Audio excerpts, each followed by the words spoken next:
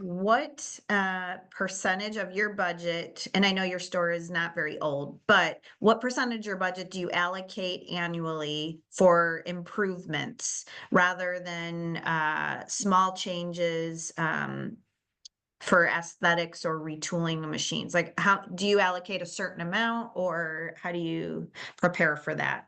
Yeah, so as you said, the store's brand new. My background's in construction, and I built like every aspect of this store to really last forever. So there's very little capital improvement that's needed. I really don't have a strict budget for that. And at Okay. the same time, everything has to look pristine. It's part of our brand. So, like, I walked in a few weeks ago, I saw the ceiling tiles, there was some staining on them. The doors were a little scratched up. So I said, send the handyman in $500, change the ceiling tiles, repaint the doors. But there's not a strict budget that we have allocated for it. Okay. What about you, Brian? Do you have a set budget or just do it as needed? Same approach as Jake. Okay. Yeah, I mean, at the fourth year, there's a lot more touch-up paint.